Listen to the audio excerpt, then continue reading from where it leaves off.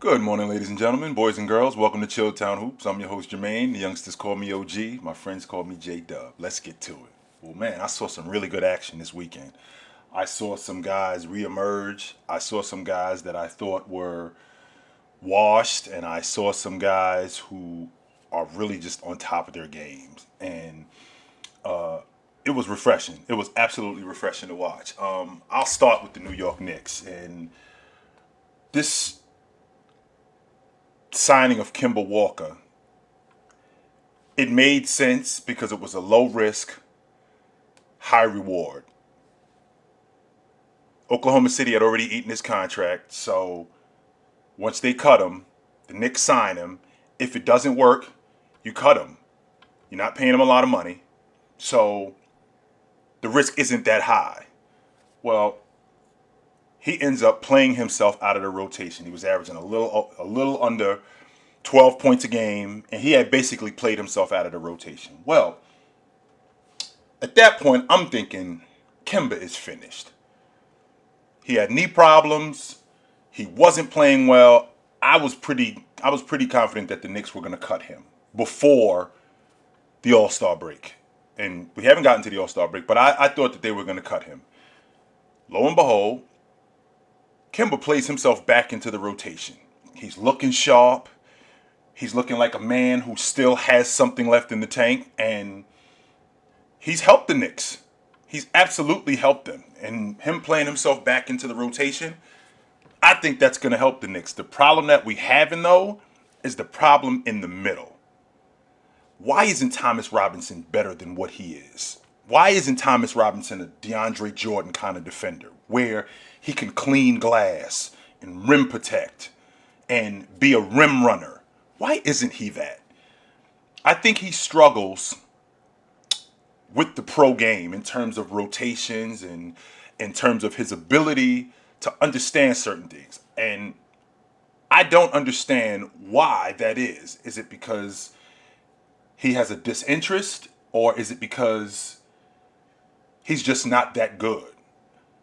And I don't want to say that he's not that good because I've seen him play at a high level. And I think that he could be the difference in these guys moving up and playing better. One of the main reasons why Atlanta was as good as they were last year was because of Clinton Capella. Because Clint Capella didn't really do much for them offensively. Boy, did he clean glass, though. Boy, did he rim protect. Man, did he rim run. Absolutely. And you could see the difference this year with him being out of the lineup. So, if he could play better, I think that the Knicks would be a lot better. Absolutely. I've said it before. I said it before the season started, and I stand on it. I think Giannis is the best player in the game. I didn't like the way Milwaukee came out. I didn't like their sluggish start. I didn't like their ball movement. I didn't like their energy. They did pick it up in the second half, but early on, I just did not like what I saw. But Drew Holiday and Middleton, they started to pick it up. Giannis started to pick it up. This team is good enough to withstand lulls where, they come out slow. The problem is that they're not good enough to withstand that against the better teams in the Eastern Conference. So I look at a team like the Boston Celtics. The Boston Celtics, I think I had them 5. Yeah, I had them at 5 in the Eastern Conference before the season started. That's why I had them going into the playoffs. So they're basically an average to middle of the road team in the East. But they're not that now. I think they're at 8. I think they're at 8 or 9 in the East. So you can withstand that lull from a team like the Celtics because they'll let you back in the game. They will.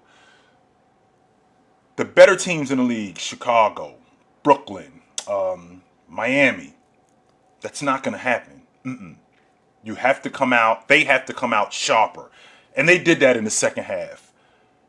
Giannis basically imposed his will. I watched Boston put Marcus Smart on him, and Giannis made it crystal clear that no, that's not going to work.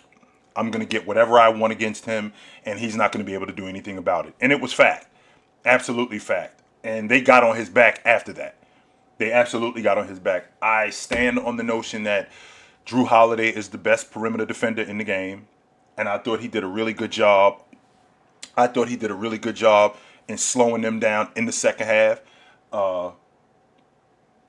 the Celtics have to do something with Jaylen Brown and Jason Tatum. And I can't reiterate this enough, guys, that these two guys are essentially two lead singers. And we got to figure out who we writing the songs for, because we can't have both of these guys at the microphone. We can't. I wasn't that I wasn't that upset when I heard the trade rumors about Marcus Smart, because I figured I think Jaylen Brown is potentially an all NBA, not just an all NBA performer. I think he's an all league defender as well. So what you lose in Marcus Smart defensively, I thought that you would regain that. But the problem that we have in Boston is these two guys, in Jason Tatum and Brown, they seem to be stepping on each other. And it's something that's just not working. And they have to get that figured out. You know, we got a new coach in Boston. And I think he's doing the best job that he can, considering he's a new coach. But I still stand on the notion that the road to the NBA Finals in the Eastern Conference, it goes through Milwaukee. And I think that the Chicago Bulls and the Milwaukee Bucks are going to help themselves out. Well, what do you mean they're going to help each other out? They're not going to help them. They're going to help themselves out also, but they're going to help each other out too. Well, how are they going to help each other? Well, Milwaukee is going to deal with Miami for Chicago. And Chicago is going to deal with Brooklyn for Milwaukee. And then Milwaukee is going to beat Chicago in the Eastern Conference Championship. I don't think that Chicago is better than Milwaukee. And I think that that's their Achilles heel, because I do think Chicago is better than Brooklyn. And I do think that they'll deal with them in the playoffs. That Phoenix Golden State game was fantastic, especially in the second half. I thought they did a great job. Miles Bridges, I thought he did a great job on Steph Curry. I thought that he made it very difficult on him. Even though they ended up winning, I thought that he made it really difficult on him. I thought that he forced him into a lot of tough shots, keeping him off balance when he got the basketball. I watched Steph Curry. He was rushing a lot, which was good for Bridges, because when you're rushing, you're prone to make mistakes. Draymond Green is just he's so cerebral, and he's so smart and tactical in what he's doing just defensively. Him being at the head of the attack, I think Draymond's going to be a good coach one day in the NBA too. I absolutely believe that. I think he's going to be a really good coach one day in the NBA, just because how smart he is. His ability to get into the teeth of the defense and get the ball to guys that he know can score where they can score, where they're at their best. I think he's great at that. Absolutely, he's great at that. I think that this is a Western Conference preview, Western Conference Championship preview. I know a lot of people are looking at the other teams in the league, but when I look at what Phoenix and Golden State have, the catalyst to Golden State is when they get Wiseman back. He's going to be the difference, because Phoenix don't use Ayton nearly enough as they should, and they could expose the Warriors for who they are, which is very thin and very small in the middle, and they don't do that, and that's surprising, because Chris Paul is one of the smartest point guards that I've ever seen.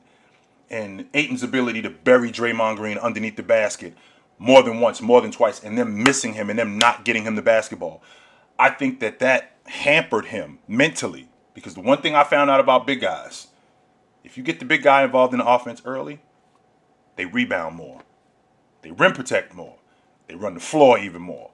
So I think that they would be so much better if they got him more involved in the offense, particularly in transition, if they got him more involved in the offense.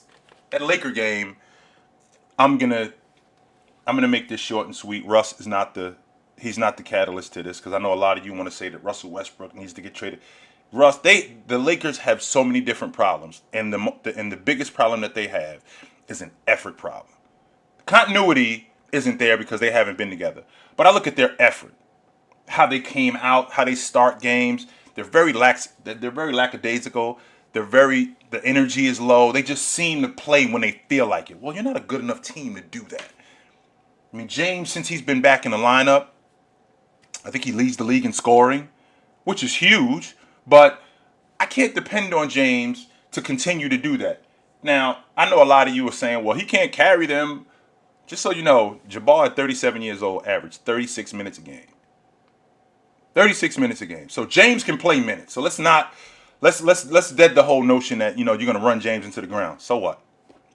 So, but the issue that I'm having is that I'm looking at a team, and with the Lakers, we got an effort issue and we got an energy issue, amongst other things. Continuity, rebounding, turnovers, that's something completely separate. Energy and effort, that's unacceptable if I can't get that out of you. And they have to do a better job in that. I just love Utah. I'd like to see Utah catch a break. I really would. I would like to see Utah catch a break. I want to see them get involved. I want to see them just get Rudy more involved in the offense, particularly in transition, like I just talked about with Phoenix. I would love to see that because I just think that they would be so much better because their offense would open up so much more. Rudy's going to defend. That's who Rudy is. He is going to defend. And he makes everybody else's job so much easier when he does that. Because he's going to defend. And not only is he going to defend, he's going to rebound. And he's going to rebound on the offensive end, which is going to give them more second chance opportunities. I would really like to see them involve him more. Dallas, on the other hand, health is not just the issue. They also have a continuity problem. And I don't know if this Luka Porzingis thing, I don't know how much longer we keep this thing together. I love Brunson. I think Brunson is a premier guard in the league. And I like what I see with him moving forward. Absolutely. But Dallas is a middle of the road to a bottom playoff team, and I think that they get bounced again in the first round this year. So, but this was absolutely great this weekend. Absolutely great, and I'm looking forward to more. I'm absolutely looking forward to more action, and we'll see you soon, guys. And until then, take it light, but take it.